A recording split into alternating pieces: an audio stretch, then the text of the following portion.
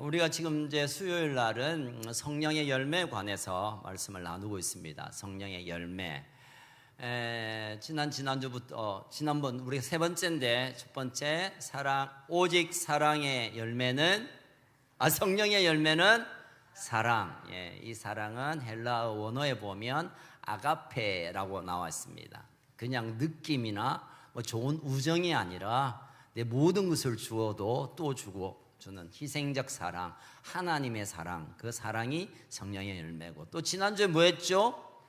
joy, 기쁨, 희락입니다. 이 희락을 헬라어로 카라라고 합니다.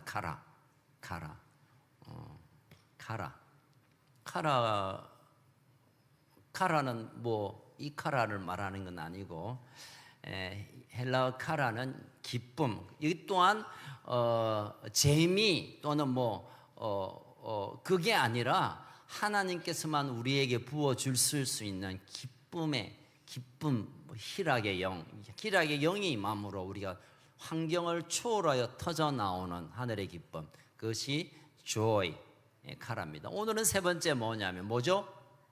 화평이란 말이 우리에게는 조금 어려운 말인데, 평화라고 할 수도 있지만 평안, 그래서 영어에 보면 peace라고 나왔습니다.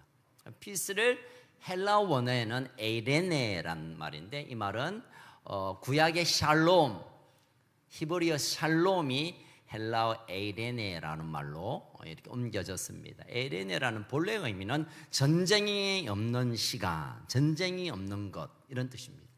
왜냐하면 고대 근동에 있어서 수많은 전쟁, 지금도 우리나라는 휴전 중입니다. 우리가 휴전 중이에요, 북한과. 그리고 지금 중동 지역에 또 곳곳에 전쟁이 일어나고 있지만, 유대인들에게 있어서 끝없는 전쟁이 일상이 되어서 제발 좀 전쟁이 없었으면, 전쟁 나면 남자들은 또 군에 가서 죽고, 또 시설 파괴되고, 괴롭고 슬프고, 또 강대국이 돌아가면서 이 이스라엘을 막 괴롭히니까 너무 고통스러워. 제발 전쟁이 없는 날. 그래서 그들이 원했던 샬롬이 헬라어로는 에이레네라고 말하고, 성령의 열매 이 세 번째 화평이 에이레네, 평화 또는 평안으로 설명하는 것이 더 좋을 것 같습니다. 여러분 평안하십니까? 세 분만 그러네, 세 분만.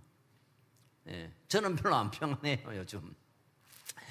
여러분, 사람은 누구나 평안해 하길 원해요. 편안 아니고, 여러분. 평안하고 유사품인데 여러분 주의하시기 바랍니다. 예를 들어서 신발 라이스 이런 거 아시나요, 여러분?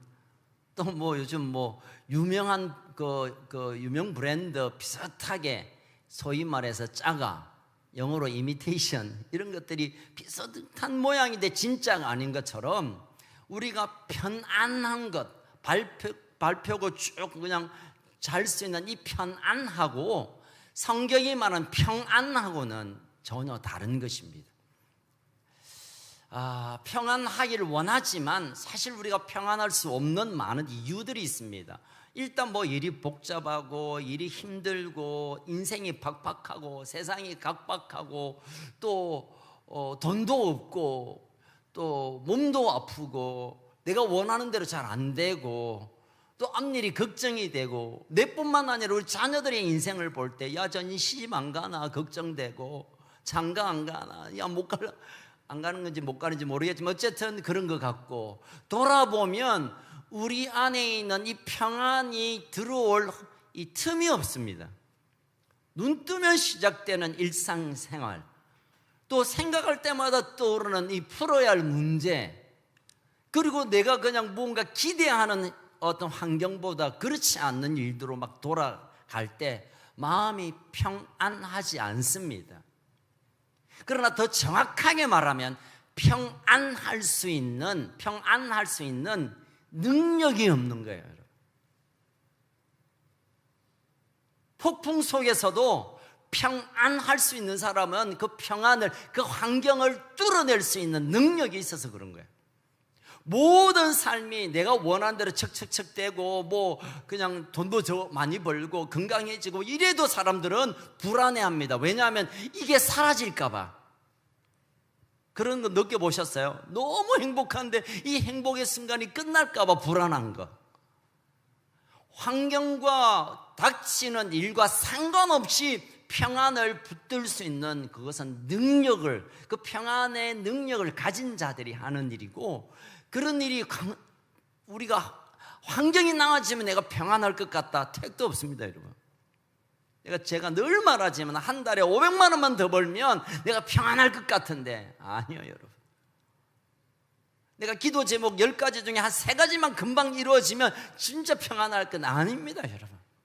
환경이나 조건이나 내 생각으로 평안은 올 수 없고, 이것은 오늘 성경이 말하는 대로 성령이 우리에게 들어오셔서 그 성령이 우리의 불안한 마음을 지배할 때 비로소 일어나는 결과, 열매로 평안이 맺어지는 겁니다. 아멘. 여러분, 불안한 것은, 평안하지 않는 것은 정상입니다. 정상. 우리 서로 마주 봅시다. 당신 불안하십니까? 정상이네요. 예, 정상입니다, 여러분. 예, 정상입니다. 아니, 내가 불안하지 않아? 아니요. 저도 많이 불안해요. 좀 아침 일어날 때마다 뭐 좀 뜨끔뜨끔하고, 야, 이거 허리 또 뭐 문제 있는 거 아닌가? 요즘 찬 거 많이 먹어. 제가 배탈 며칠 났는데 이러다가, 야, 찬 거 위가 큰 문제 생긴 거 아닌가? 제가 요즘 며칠 잠을 좀 못, 야, 이거 불면증 또 새로 시작되는 건가? 뭐 많은 생각에 꼬리를 물고 우리에게 불안을 제공할 뿐 평안하다, 있을 수 없는 일입니다. 그런데 이것은 누구나 동일한 일입니다. 저 사람 웃고 다니지만 저 사람 평안하지 않습니다. 불안을 가장하기 위하여 웃기도 하고요. 아무도 자기의 능력으로, 아무도 자기의 어떤 마인드 컨트롤, 우리 마음을 이렇게 조정해서 이렇게 참 평안할 수, 아니, 그런 게 있을 수가 없습니다. 본질적으로 그렇지 않아요. 그래서 우리가 평안, 피스풀, 피스, 이 에이레네, 샬롬 이란 말을 우리가 말하는 것은 우리의 언어가 아니에요. 우리가 할 수 있는 게 아니고 우리가 마음대로 조절할 수 있는 게 아니에요. 이것은 성령께서 우리에게 오셔서 되어지는 결과의 열매로 우리에게 일어나는 일입니다. 아멘. 이걸 먼저 정리하셔야 돼요. 내가 이래서 평안하지 못해. 잘못 만났어. 내가 그 일을 괜히 해가지고 그걸 안 했어야 되는데 이걸 못 해가지고 이런 게 있어서, 또 우리 자신뿐만 아니라 우리 부모님들, 우리 자녀들, 관계들을 보면서 불안한 것들을 우리가 보고 있지만, 여러분, 그것과 상관없이 다시 말씀드립니다만 성령께서 그 열매로 일하시는, 그 성령께서 지나가시면서 만드시는 열매로 평안, 피스, 참된 평안이 우리에게 주어진다는 겁니다. 할렐루야. 이 사실을 꼭 기억하셔야 돼요. 더 강조하면 하나님의 성령이 우리 안에 들어오지 않고 우리의 생각과 감정을 지배하지 않는 이상 결코 평안할 수가 없습니다.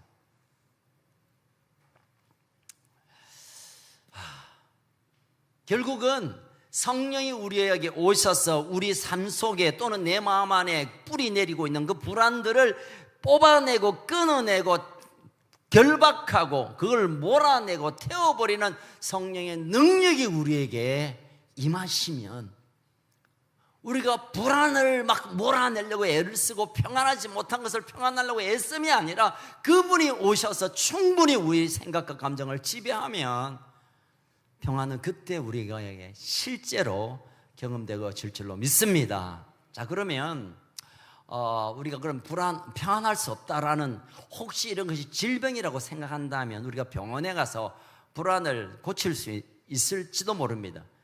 요즘 정신과를 내방하는 이렇게 가서 진단받는 것은 흔한 일입니다. 저도 몇 번 갔다 왔습니다.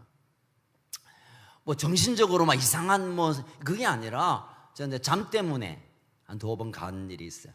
또는 요즘 상황과 좀 요즘 공황장애, 우울증, 그 외에도 막 우리 몸이 아픈 것처럼 생각과 마음이 아플 수 있거든요. 그러면 또 병원에 가서 처방을 받기도 하고 또 더 심각한 것은 또 다른 또 처치가 있겠죠. 근데 여러분, 아무리 좋은 약을 먹고 또 좋은 어떤 처방을 받는다 하더라도 우리가 그토록 원하던 이 평안, 전쟁이 없이 정말 그 폭포 밑에서도 막 폭풍 가운데서도 그 폭풍이 내 인생을 영향 주지 않는 그 평안함은 하나님의 성령이 우리에게 오셔서 되어지는 일이지만, 그러나 이걸 하나님 앞에 우리가 평안하지 못한 불안한 것들을 이렇게 내어보낸다면 적어도 하나님은 한 3가지를 진단하지 않을까, 그런 생각이 듭니다. 우리가 병원에 가면 제일 처음에 뭐합니까? 예? 병원에 가면 제일 처음에 뭐합니까? 일단 문을 엽니다. 들어가면 운무과입니까? 스테이션 가가지고 뭐 때문에 왔습니까? 어디 아파서 왔습니까? 우리 병원 와본 적이 있습니까? 부터 시작해서 이렇게 좀 묻고, 그럼 무슨 비뇨기로 가십시오, 정신과 가십시오, 신장내과 가십시오, 이렇게 이제 하면 또 신장내과 그 병원 앞에 기다리면 간호사가 부릅니다. 김원철 씨 하면 제가 다 들어갑니다. 가서 그래 의사가 이제 문진을 하죠. 어떻게 오셨습니까? 그런 증상이 언제부터 있었습니까? 상태가 어떻습니까? 혹시 과거에 또는 집안에 흐르는 이런 거 쫙 물어요. 그리고 이제 대충 정리해서 이런 검사하십시오. 혈액 검사, 혈압 검사, 또 MRI, 동의원소, 저는 가면 이제 동의원소 검사합니다. 검사. 그래서 이제 그 검사 결과에 의사가 보고 이 사람은 이런 쪽에 통계를 통해서 이런 쪽에 치료 방법을 선택해야 되겠다. 이 사람은 수술이 필요하다. 이 사람은 약으로 또 해결할 수 있겠구나. 아니면 우리 병원에서 못하니까 다른 병원에 보내야 되겠다. 이런 과정이 있어요. 우리의 불안의 문제를 하나님 앞에 가서 이제 치료받기를 원한다면 하나님이 적어도 체크하시는 우리의 불안의 이유, 평안하지 못한 이유들을 몇 가지 체크하실 텐데 적어도 이 3가지는 꼭 하나님이 체크하실 것 같아요. 다르게 말하면 우리는 하나님이 본래 평안한 존재로 만들었지만 이런 이유 때문에, 이런 요소 때문에, 이런 어떤 문제 때문에 우리에게 평안이 아니라 평안 반대의 것들이 우리 인생에 지배하고 있다는 것이죠. 첫 번째가 뭐냐면 따라합시다. 죄. 너무 놀랬죠, 여러분. 창세기 3장에 보면 하나님이 친히 만드신 아담과 하와는 보시기에 좋았더라, 너무너무 좋았더라, 하면 좋았더라 했는데 완전 에덴 동산에 있었어야 아담과 하와에게는 평안했을까요? 안 평안했을까요? 에? 죄송합니다, 여러분. 너무 심오한 질문을 했나요? 죄를 짓기 전에, 선악과를 먹기 전에 하나님이 에덴 동산에 아담과 하와를 만드셨을 때는 평안한 존재였을까요? 안 평안한 존재였을까요? 그렇죠. 상당한 신학적 수준을 여러분 가지고 있습니다. 이건 아무나 대답할 수 없는 일입니다. 그런데 그들이 창세기 3장쯤 들어가서 하나님의 약속, 하나님의 명령을 어기면서 그때부터 이들이 평안이 아니라 한 번도 경험해 보지 못했던 불안의 시간으로 들어가게 됩니다. 9절 10절 지나가면 야, 너 어디 숨어 있냐? 무서워서, 하나님이 보실까 봐 무서워서 피했나이다. 그동안은 그냥 맘대로 다니다가 수치가 드러나니까 무화과나무 곧 말라 비틀어져 떨어질 무화과나무로 자기 수치를 갚는 거짓자 얘기죠. 그때부터 불안이 시작되었어요.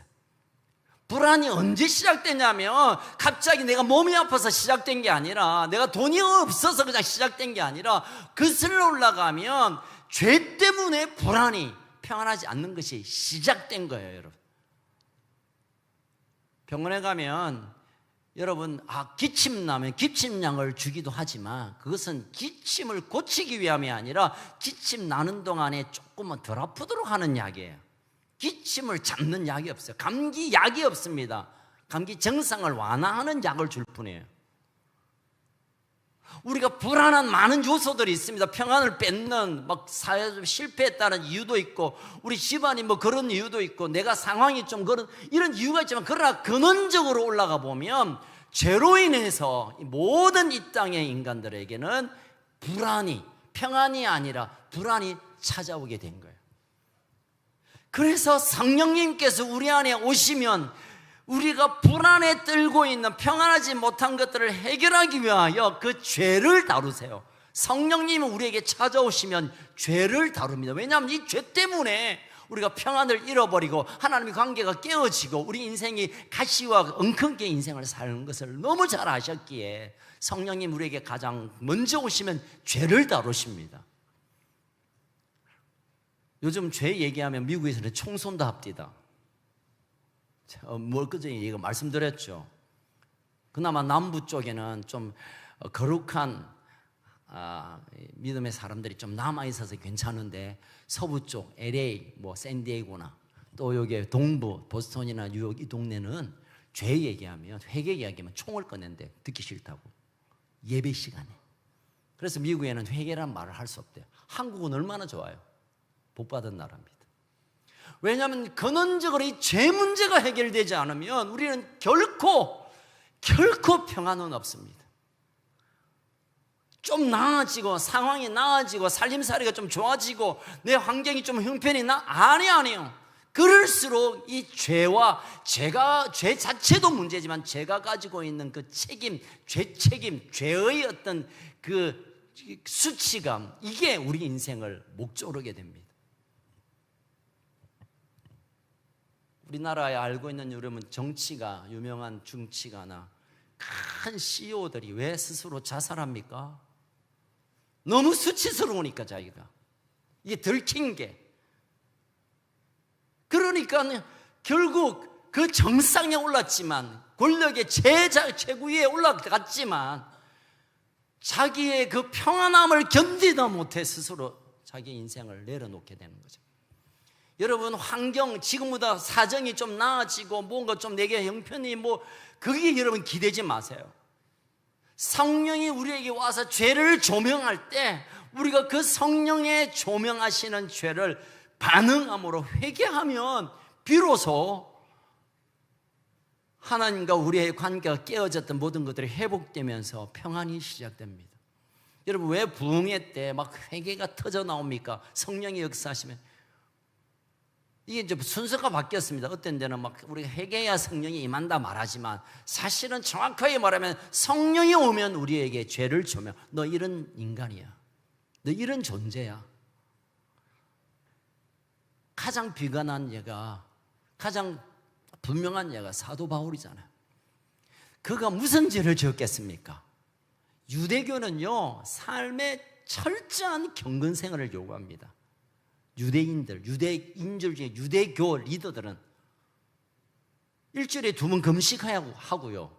지금도 채소 이것도 11조를 칼같이 정해서 11조를 단 1원도 10원도 남김없이 철저히 드리게 되어 있습니다.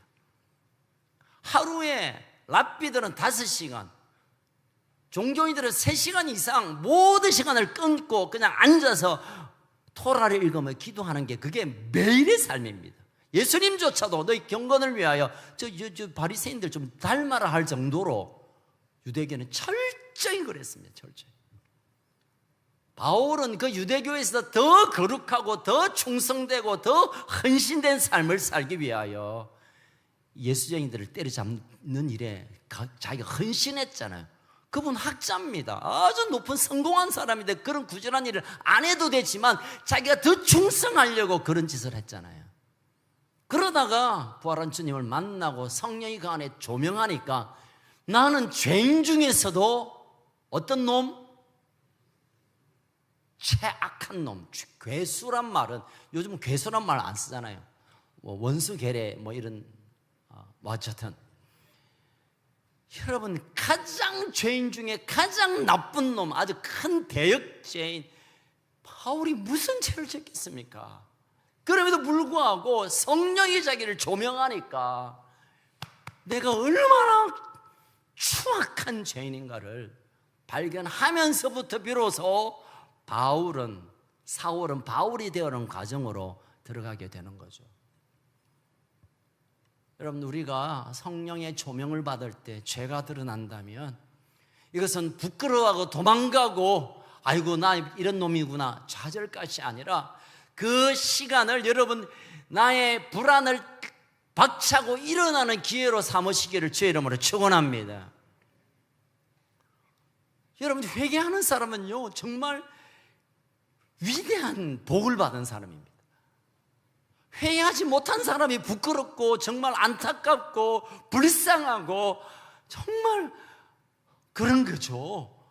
회개할 수 있고 회개가 터져 나오고 회개하기만 한다면 그게 얼마나 놀라운 일이 시작되는 겁니까? 그 일을 성령님이 어쩌면 가장 먼저 하세요. 그럼 위대한 하나님의 사람들이 은혜 받고 또 주님께 돌아오고 하면서 가장 첫 마디가 거의 이 얘기입니다. 나는 죄인 중에 괴수다. 나 악한 놈이었다. 나 진짜 쓰레기였다. 나 루즈였다. 나 정말 소망 없는 존재였다. 왜요? 성령님이 그것을 보여주시고 그것에 믿음으로 반응했기에 이제는 그 길을 뛰어넘게 되는 것입니다. 여전히 내가 뭐 좀 안다. 내가 좀 거룩하다. 나 좀 잘한다. 나 좀 예수 잘 믿는다고 생각한다면 점점 절망으로 달려가는 것과 동일합니다.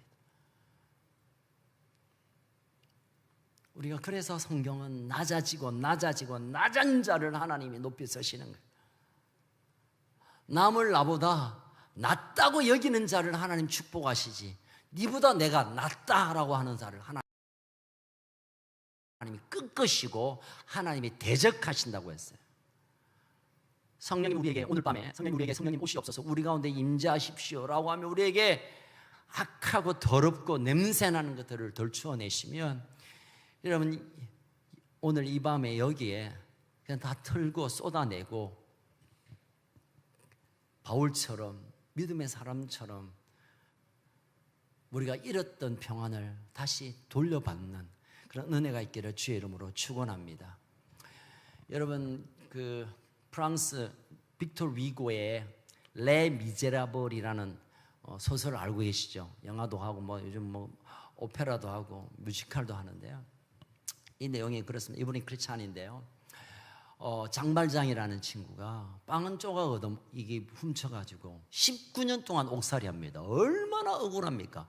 빵 한 조각에 그 죄라고 여길 수도 없는데 무법죄해가지고 그러다가 또 언초대하고 뭡니까 또 언쟁반입니까 언초대입니까? 어쨌든 그거 훔쳐가지고 이제는 평생 감옥에 썩어야 할 텐데 그 주교 이름은 이제 밀리에르 주교가 너 이 것에 대해서 내가 용서한다. 진짜 장발장이 도둑질 한 것에 대해서 주교가 용서함으로 그가 참회를 하게 됩니다. 아, 내가 19년 억울하고 진짜 너무너무 억울했는데 그런데 이 주교의 용서에 그가 완전히 깨어지면서 자베르 형사가 끊임없이 이 장발장을 뒤를 쫓는데 그를 해할 수 있는 기회가 있었지만 용서하고 용납하고 참된 평안을 누렸다라는 뭐 그런 토막입니다. 우리가 하면 아는 얘기인데 이 얘기에서 빅토르 위고가 말하고 있는 것은 우리 인생에는 단 한순간도 평안이 없고 용서함이 없는 한 이 평안은 맛볼 수 없다. 용서를 받는 것 아니고는 내가 아무리 억울하고 난 아무 죄가 없다 하더라도 그럼에도 불구하고 하나님 앞에서 용서함을 우리가 경험하지 못한다면 내가 아무리 정당하고 아무리 우리가 항변한다 하더라도 더 이상 우리에게는 평안은 맛볼 수 없다는 것입니다. 여러분 우리가 어떻게 우리가 용서를 받을 수 있습니까? 우리가 용서받지 못한 존재 아닙니까? 그럼에도 불구하고 용서는 성령께서 오셔서 하시는 일이 은사, 능력 이런 뭐 초자연적인 일뿐만 아니라 가장 먼저 우리에게 위해서 죄를 발견하시고 그 죄 앞에 우리가 믿음으로 반응할 때 죄를 용서하는 데까지 우리를 이끌고 가시는 거죠. 이 경험을 했던 사도 바울은 로마서를 기록하면서 자신의 죄인 중에 괴수였던 정말 악하고 더러운 존재였음을 발견하면서 하나님께 엎드렸고, 그리고 그가 경험했던 고백을 로마서 8장 1절에서는 이렇게 말합니다. 같이 한번 읽어볼까요? 로마서 8장 1절 시작. 그러므로 이제 그리스도 예수 안에 있는 자에게는 결코 정죄함이 없나니. 죄 자체도 문제지만 죄에 대한 그 정죄감, 죄 책임, 또 누군가의 손가락질에 우리는 결코 어디 지하 100층을 내려가도 우리는 안전할 수 없어요. 그런데 성령이 오셔서 그것을 조명하고 회개하고 하나님 앞에 반응하고 나갈 때 이제는 더 이상 그 무엇이 나의 정죄감을 건드릴 수 없다라고 선포한 것입니다. 여러분, 성령님이 우리에게 오시면 죄를 보게 하실 뿐만 아니라 죄를 끊어낼 수 있는 능력을 주십니다. 여러분, 우리가 죄를 안 짓는 거, 너 착한 사람 되라, 너 죄 짓지 마라, 얘 한다고 됩니까? 그 나쁜인 거 뻔하면서도 안 해야 될 줄 뻔하면서 이러면 내 인생 망가지는 거 뻔히 알면서도, 이러면 진짜 누가 봐도 안 될 일 알면서도 우리가 끊어내지 못하잖아요. 육신의 정욕, 안목의 정욕, 이생의 자랑, 우리가 끊어낼 수 없어요, 여러분. 야, 너 왜 그렇게 나쁜 짓을 했어? 아무도 그렇게 말할 수 없어요. 나도 그럴 수 있고. 야, 네가 그럴 수가 있냐? 아니, 나도 그럴 수가 있어요. 우리 스스로의 인격적인 어떤 수준, 아니 우리의 양심, 우리의 인격적인 존재 자체로는 죄를 이겨낼 수 없는데, 성령께서 그것을 보게 하실 뿐만 아니라 그것을 이겨낼 수 있는 능력을 성령님이 부어주시는 겁니다. 아멘. 우리가 왜 성령 충만 받아야 되고 성령 얘기하냐면, 우리가 불받고 뭐 할렐루야 유창한 방언하고 뭐 치료하고 이게 아니에요. 이게 아니에요, 여러분. 이건 그냥 하나님 주신 보너스고, 진짜 배기는 하나님의 사람으로 살아낼 수 있는 능력이 우리에게 없기 때문에 하나님이 친히 성령으로 오셔서 그렇게 살도록 하기 위하여 성령을 우리에게 받아라, 성령 받아라, 성령 충만하라 라고 하나님의 사람을 통하여 우리에게 말씀하고 있는 거예요. 성령이 우리에게 오시면 우리를 깨닫게 하시고 끌어낼 수 있는 힘을 주시고, 그리고 우리가 죄를 회개하면 그로부터 더 이상 죄가 나에게 영향을 끼칠 수 없는, 죄가 이제 떠났다는 사실을, 용서를 받았다는 사실을 성령께서 우리에게 알게 하십니다. 여러분, 내가 아무리 빌어도, 아무리 눈물 콧물 쏟아도, 하나님 잘못했어요, 용서해서 해도 용서됐는지 안 됐는지 어떻게 알아? 며칠 밤을 막 어릴 때부터 시작해 지금까지 죄를 다 고해도 어떻게 알아? 어떻게 그 죄가 하나님 앞에 어떻게 잘 처리가 됐는지. 성령께서 우리의 마음 안에 너의 죄가 사해, 물론 말씀을 통해서 성령이 우리를 감동함으로 더 이상 이 죄에 대해서 너는 자유다. 로마서 8장 1절 사도 바울의 고백처럼 더 이상 내게는 정죄함은 끝났다 라고 우리가 선포할 수 있는 것, 이것은 우리의 의지가 아니라 성령님이 우리 안에서 일하시는 사역 가운데 어쩌면 가장 귀한 사역이 아닌가 그런 생각을 해봅니다. 사랑하는 가족 여러분, 이 죄가 있으면 그냥 그 죄가 참 부끄럽게 하기도 하고 막 눌리기도 하는가 하지만, 그러나 그보다 더 심각한 문제는 이 죄가 있으면 하나님의 관계 안에서의 문제가 생겨버립니다. 죄 문제가 해결되지 않으면 우리의 기도와 예배와 찬양과 우리의 섬김과 인생 자체가 하나님과 관련이 없이 살아가게 됩니다. 다시 말하면 하나님의 도우심, 하나님의 축복, 하나님의 치유하심, 하나님의 돌보심, 하나님 우리 삶 속에 역사하심, 이게 전혀 상관없는 인생으로 지옥으로 굴러떨어질 수밖에 없어요. 그래서 이 죄 문제를 다루어야 돼요. 이사야는 백성을 향하여 가슴 치면서 그렇게 통곡하죠. 너희들이 얼마나 많은 제사를 드리냐,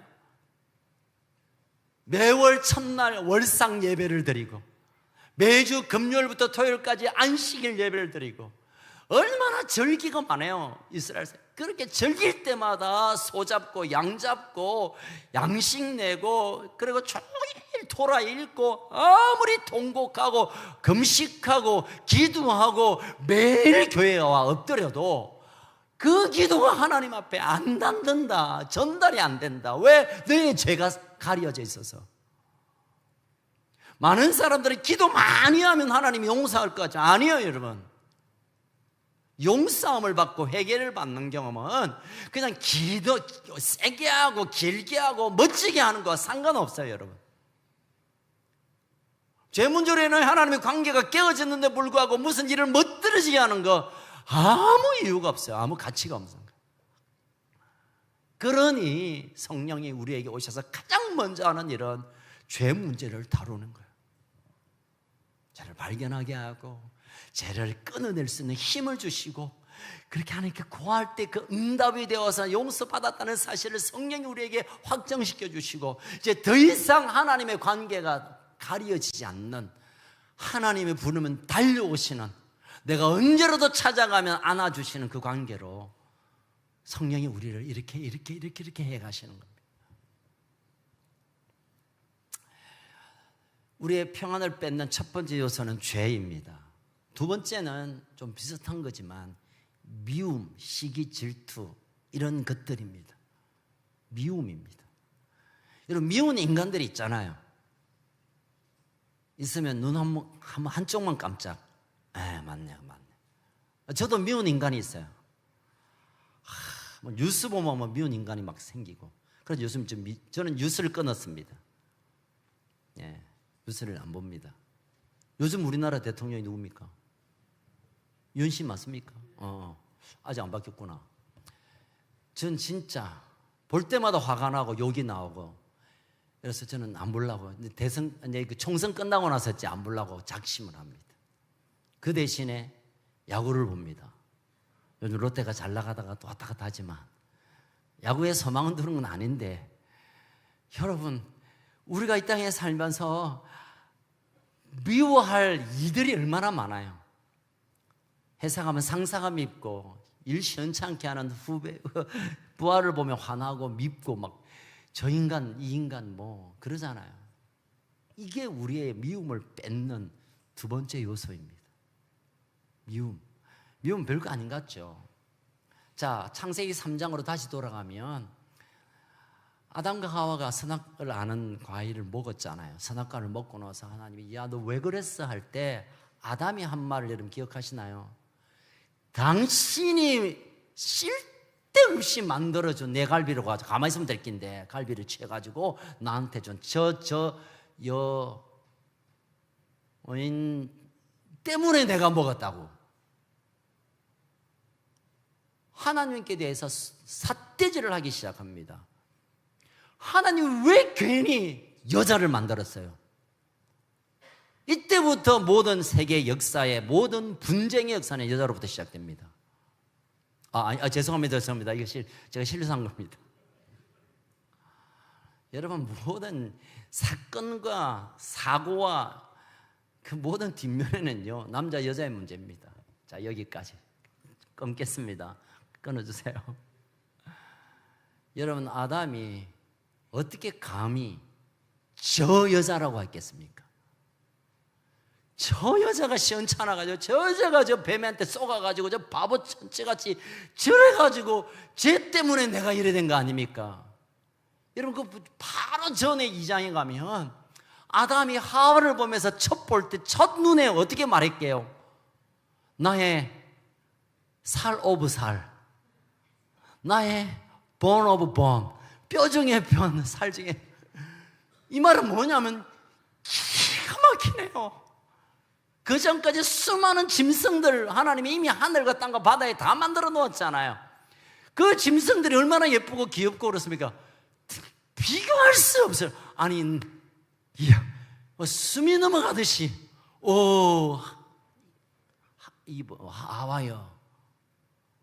그런 인간이 죄가 들어오고, 그러면서 하나님에 대해서 책임을 던지면서 미움을 가질 때, 이제 그때부터 이 싸움, 미움의 결과는 싸움입니다. 싸움이 시작되고 결국 그의 아들들, 가인의 아벨 친동생을 쳐 죽이는 일들이 일어나고, 그때부터 분쟁과 사건과 전쟁과 에이레네가 아닌 세상이 시작된 거예요. 여러분, 미워하면 안 돼요. 아니, 미워할 수 있죠. 그러나 미워할 수 없는 건요, 내 마음과 내 마음을 고쳐 먹어야지. 저 인간 내가 안 미워해봐, 내만 손해지만, 저 인간 미워해야 막 나만 답답하지. 그런다고 안 미워지나요? 아니요, 미워져요. 그래서 성경은 하나님의 성령이 우리에게 들어와서 우리의 마음의 평안을 바꾸어 주시지 않으면, 마음을 하나님의 마음으로 바꾸지 않으면 미운 존재는 평생 미움으로 남아있는 거예요, 여러분. 근데 성령이 그 사람에게 부어지면 미움이 사랑의 대상으로 바꾸어지는 일들이 일어나게 되는 겁니다. 이게 예수 믿는 사람이고, 이런 사람들이 모인 곳이 교회입니다. 제가 이 교회 오래전에 이 교회 오니까 많은 분들이 저 고향이 어딥니까 묻더라고. 고향이 어디냐고. 제가 제일 많이 질문 받은 게 고향이 어디냐고. 그래서 고향이 어디요? 하면 예, 저는 저기 그 전라도 이렇게 말하고. 고향이 어딥니까? 하면 부사입니다 이라고. 제가 살아야 되니까. 그때 당시 우리 교회에 이제 막 이런 갈등이 좀 있을 때입니다. 여러분, 다름 때문에 그것을 차이로 느끼고 그걸 이유로 미워하고 시기하는 건요, 이거는요 내가 하는 게 아니라, 우리끼리 하는 게 아니라 악한 영이 우리를 분열시키기 위한 작전에 말려드는 거예요. 저 인간이 무슨 소리 하도 내가 미워하는 거는 내가 그냥 말려든 거예요, 여러분.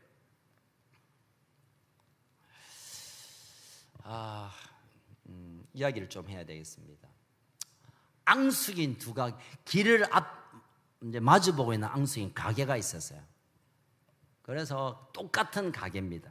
그래서 손님 오면 막 우리 집 오세요. 저 집에 막 물건 안 좋습니다. 막 우리 집에 막 새로 들려왔는데 뭐 이러면서 막 서로 끌어당겼어요. 그러다가 한 분이 어쩌다가 예수 믿고 성령님을 경험했어요. 그러고 나서 손님이 우리 집에 많이 오면 잠깐 우리 집에 물건이 좀 오늘 안 좋은 게 들어왔는데 저 집에 금방 새 물건 들어왔다고, 저 집에 가보시라고. 그러면서 서로 마주보고 있던 그 가게의 손님이 길을 앞두고 왔다 갔다 하는 거예요. 저 집에 가면 저 집에 가라 하고, 저 집에 가면 저 집에 가라고. 결국은 두 집이 서로 가족이 되고 끌어안고 한 마음이 되고 한 교회의 가족이 된 겁니다. 그 누군가의 한 사람에게 성령이 들어가면 그냥 나 혼자 좋고 할렐루야 많은 것이 아니라, 그게 비움을 끊어내는, 시기를 극복하는, 분열을 막아서는 실제적인 일들이 나타납니다. 여러분, 성령 충만과 성령 세례와 성령 내주와 이거 신학적으로 나누지만 어쨌든 성령이 우리에게 오시면 실제로 우리 삶 속에 많은 변화들이, 우리가 그동안 할 수 없었던 일들을, 내가 저 사람 안 미워하고 싶은데 안 미워집니까? 내가 저 사람 꼴대 배기 싫은데 꼴이 좋아 보입니까? 아니요. 성령이 그것을 되게 하심으로 우리의 마음을, 관계 안에 깨어짐을 평안함으로, 하나됨으로, 사랑 가운데로 이끄시는 겁니다. 혹시 여러분 가운데 내 마음속에 꼬라지가 별로 뭐 그런 분 계신다면, 그분이 그런다 하더라도 성령을 우리가 제대로, 성령이 우리를 지배를 하시게 한다면 그분을 향하여 사랑의 마음으로 나가게 될 줄로 믿습니다. 제일 가까이 있는 너머편, 남편부터 시작해서 주변에 있는 모든 자들을 정말 내가 인격적인 어떤 그런 차원이 아니라, 이렇게 하면 지가 그래 안 해주겠나라는 어떤 기대가 아니라, 성령이 우리를 향하여 이 이기심과 미움을 극복하게 하는 능력을 우리가 함께 경험하기를 주의 이름으로 축원합니다. 마지막 세 번째로 우리에게 이 평안을 빼앗아가는 마지막은 욕망입니다. 욕심입니다. 욕심. 여러분, 욕심이 있습니까? 없습니까? 다시 물을게요. 마음의 준비를 하시고. 여러분, 욕심이 있습니까? 예. 저는 욕심이 많습니다. 사랑받고 싶어하는 욕심도 있고, 또 음식 욕심 많습니다. 참 제가. 맞네. 그래서 같이 밥 먹을 때 저는 안 들키려고 노력하는데, 저 사람 하나 먹을 때 나 하나 먹어야 마음이 편하지. 나 하나 먹는데 저 사람 2개 먹잖아. 그러면 딱 꼬라봅니다. 안 들키게. 제가 음식에 욕심이 좀 있습니다. 못 먹고 커가지고. 또 뭐 욕심이 몇 가지 있습니다. 또 제가 승부욕이 있습니다. 운동하면 이겨야 됩니다. 요즘은 정신을 차려가서 조금 이제 극복하고 있는 부분인데, 하여튼 모든 욕심은요, 내가 가지지 않아도 될 것을 꼭 가져야 되는 그 마음이 욕심입니다. 근데 이 욕심이 우리에게 딱 자리 잡으면요, 모든 것이 내 손으로 다 오지 않지 않습니까? 내가 원하는 대로 다 그냥 거둬들일 수 없기 때문에 욕심이 채워질수록 우리는 끝없는 이 불안과 평안함이 막 뒤죽박죽 됩니다. 세상은 욕심을 가져랍니다. 너 성공에 대한 욕심을 가지고, 공부에 욕심을 가지고, 뭐에 욕심을 가져야 그것이 창조적인 힘을 가진다고들 합니다. 그러나 하나님의 말씀은 이 땅의 육신의 정욕, 안목의 정욕, 이생의 잔, 이 모든 것이 욕심에 관련된 건데, 그것을 끊어내는 것, 너가 안 된다는 거예요. 너가 안 돼. 또다시 말합니다. 우리가 욕심을 끊어낼 수 없는 존재예요. 욕심 나 없다. 거짓말. 이거 욕심 없다. 순 거짓말. 나는 진짜 욕심 없다. 완전 거짓말. 다 욕심했어요. 근데 그 욕심이 어떤 순간을 딱 넘어서는 순간부터 우리는 얼마나 빈곤을 느끼고 추하게 느껴지고, 우리가 얼마나 막 괴로운 존재로 우리를 몰아넣는지 몰라요. 여러분, 우리가 이 욕심의 부분을 이길 수 없는 것, 저도 그 누구도. 그래서 하나님께서 성령으로 우리에게 찾아오셔서 이 욕심의 부분을 뛰어넘었고, 그리고 하나님이 주신 평안을 경험하게 하라고 하는 겁니다. 여러분, 영국의 유명한 로렌스 힐이라는 목사님이 계시는데요, 이분이 어느 날 이제 집회 가기 위해서 어느 농촌에 갔는데, 농촌에 가보니까 어떤 주인이 걸어가는데 뒤에 돼지가 줄을 맞춰 쫄쫄쫄쫄 오는 거예요. 어떻게 돼지가 어떻게 주인을 알아보고 쫄쫄쫄 따라갈까? 물론 이제 양들은 목자를 따라가기도 하지만 돼지는 돼지거든요. 예. 그런데 이상하게 주인 따라 쫄쫄쫄쫄 가가지고 우리로 싹 들어갔다가 좀 있으면 또 쫄쫄쫄쫄 나오는 거야. 돼지도 저러나 하고 이제 주인에게 물었어요. 아니, 어떻게 돼지가 당신 뒤에 줄을 맞춰 쫄쫄쫄 따라다닌가? 이렇게 물어보니까, 선생님, 저는 내 뒤에 따르는 돼지에게 완두콩을 이게 시간을 맞춰서 똑똑 떨어뜨리고 갑니다. 돼지는 그걸 먹으려고 내 뒤에 오고, 그리고 그 돼지도 따라오고, 그 완두콩을 안 주면 이 돼지는 지 맘대로 먹을 걸 찾아가는데, 내가 완두콩을 딱 던지니까 그것 때문에 따라옵니다. 그걸 딱 찌면서 로렌스 힐 목사님이, 그렇구나. 우리가 믿음으로 사는 믿음의 사람들이 그 누군가 주는 그 완두콩을 먹기 위하여 거기에 머리를 쳐박고 거기를 따르고 있구나. 완두콩을 먹이는 건 사탄이 우리에게 이런 만족, 저런 욕심, 저런 육신을 맛보게 하는데, 거기에 정신없이 쫓아가는 거예요. 물질적인 것, 성적인 것, 또 명예적인 것, 이런 것을 먹여주는 것, 그게 다인 줄 알고 쫄쫄쫄 따라다니가 결국 지옥문에 쑥 들어가게 되는 거죠. 그렇게 설교를 하셨어요, 이분이. 저는 그 예화를 보면서, 이야, 이분 탁월한 인사이트를 가지고 계시는구나.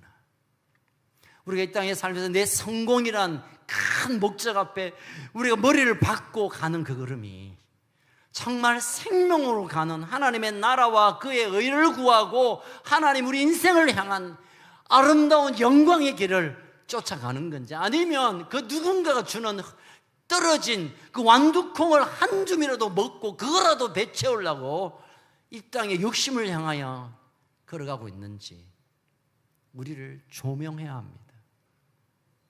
그런데 너무나 감사하게도 성령이 우리에게 오시면 이게 살 길, 하나님의 나라로 가는 길인지, 아니면 이거 주워 먹다가 저거 준다고 저거 뭐 준다고 따라가면 지옥 갈 길임을 성령이 우리를 깨닫게 해주시니, 그러니까 성령을 우리가 성령을 붙들고 성령을 사모하고 성령을 갈망해야 될 이유인 것입니다. 저 말씀을 마무리하겠습니다. 여러분 기억하시나요? 욕심이 잉태한 적 몰랐고, 예?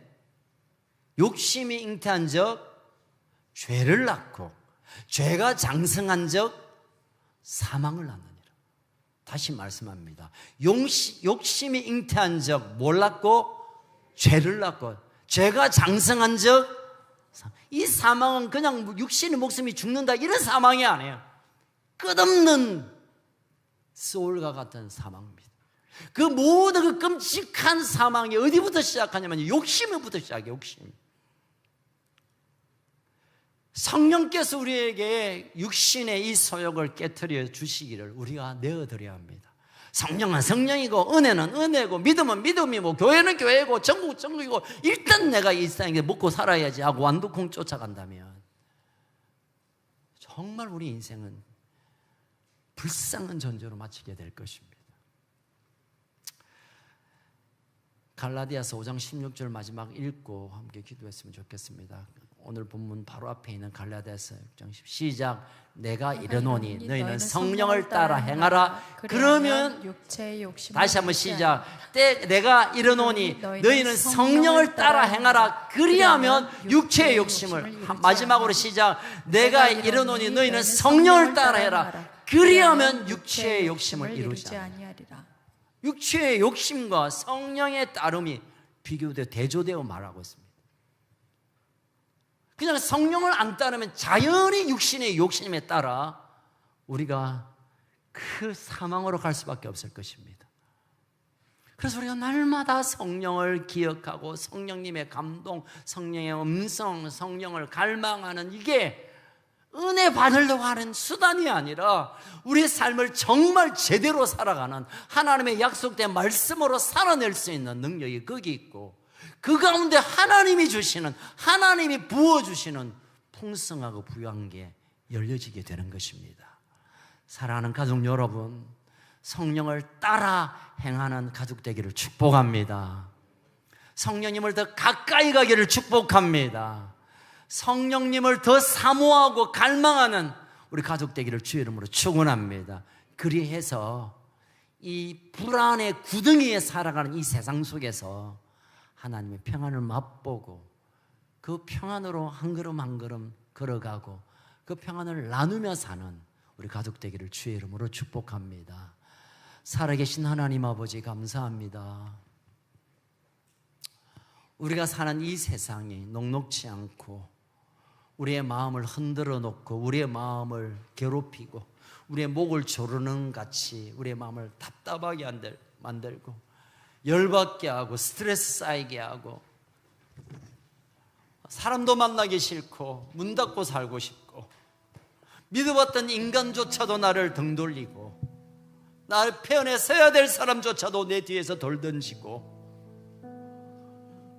그거와 상관없이 그냥 사는 것 자체가 마음의 짐이고 걱정이고 불안이고 좌절이고 온 세상에 그러니 나도 그런 것이 정상인 것처럼 착각하여 사는 우리의 걸음, 오늘 성령님 우리에게 오셔서 성령님이 임하심으로 나타나는 열매인 평안을 우리에게 허락하여 주시옵소서. 가장 먼저 우리 안에 있는 죄를 용서하여 주십시오.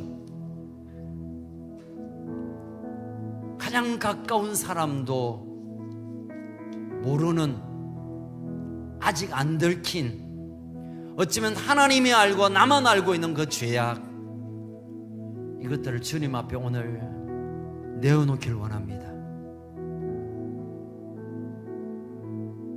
회개는 하나님의 은혜로 들어가는 대문과 같아서, 회개는 하나님의 축복의 방에 들어가는 문과 같아서,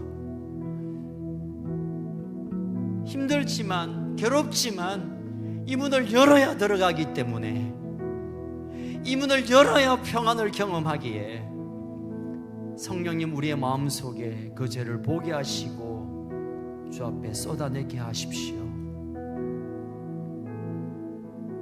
미움과 시기와 질투, 살다 보면 그럴 수 있지가 아니라 이걸로 인하여 하나님 주신 평안을 맛보지 못한다면 그 모든 것들을 성령의 불로 태워 주시옵소서.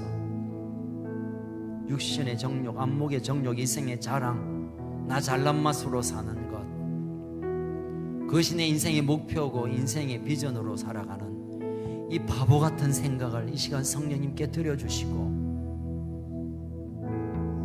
성령을 따라 행하는, 성령님 주신 감동에 따라 살아드리는, 그래서 하나님의 나라를 실제로 경험하는 이 아름다운 거룩한 수준의 신앙으로 나아가게 하여 주옵소서.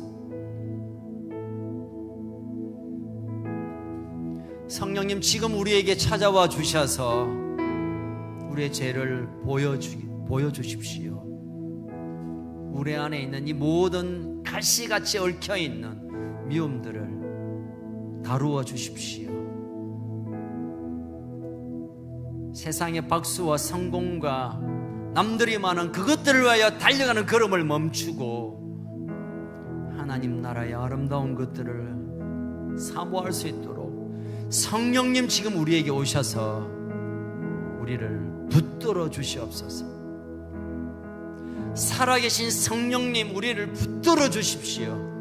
이 시간 우리를 흔들어 주십시오. 우리를 그냥 내버려 두지 마시고 이 밤에 지금 여기에 임하셔서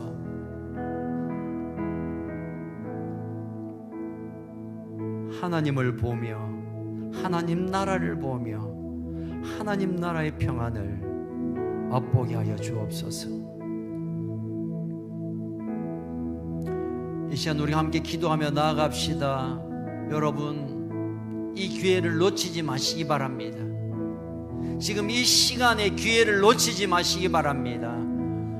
성령께서 지금 우리의 심령 가운데 죄를 보게 하십니다. 나는 억울하고 나는 정당하고 나는 잘못한 게 없고 나는 괜찮은데 내 생각을 깨트리지 않는 그 죄가 가장 큰 죄입니다. 성령님 내게 죄를 보게 하시고 이 죄를 주님 앞에 내어드리게 하시고 십자가 앞으로 가져가게 하시고 내가 고백하는 순간 이 죄가 나라에서 떠났다는 사실을 알게 하시고 이제는 더 이상 하나님과 내 사이에 장벽이 없도록 나를 이끌어 주십시오. 이 시간 우리의 입술로 기도하며 나아갑시다. 주님, 내 안에 있는 죄를 소리 내어 기도하지 않아도 됩니다. 그러나 할 수 있다면 우리가 사모함으로 간절함으로 소리를 내시면 좋겠습니다. 성령님 내 죄를 조명하여 주시고 이 죄 앞에 믿음으로 반응하기를 원합니다. 주님 오셔서 이 모든 죄를 사하시고 이 죄로 인하여 모든 죄책감으로부터 자유를 얻길 원합니다. 우리 주여 부르짖고 함께 기도하겠습니다. 주여!